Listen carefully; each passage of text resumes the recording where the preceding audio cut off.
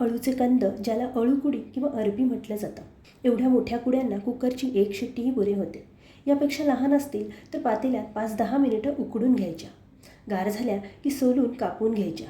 लिंबाच्या रसात आलं लसूण पेस्ट, हळद, तिखट, थोडासा गरम मसाला, थोडीशी साखर घालायची. सगळं एकत्र करायचं आणि 5 मिनिटं राहू द्यायचं.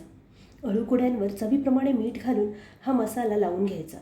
2 टेबलस्पून तांदळाच्या पिठात अर्धा टेबलस्पून बेसन, चिमूटभर मीठ आणि चिमूटभर लाल तिखट घालून एकत्र करायचं. हे पीठ या अळूकुड्यांवर भुरभुरवून अलगद लावून घ्यायचं. सपाट कढई, फ्राय पॅन किंवा तव्यामध्ये तेल घालून तेल तापलं की कढीपत्त्याची पानं घालायची. त्यावर अळूकुड्या सोडून मंद आचेवर तळून घ्यायच्या. 2-3 मिनिटं झाकून वाफ द्यायची आणि दोन्ही बाजूने छान सोनेरी कुरकुरीत होईपर्यंत तळून घ्यायच्या. फारच खमंग बनतात. तर बघा तुम्हीही कधीतरी करून. आणि व्हिडिओ आवडला तर लाईक, शेअर आणि सबस्क्राईब करायला विसरू नका.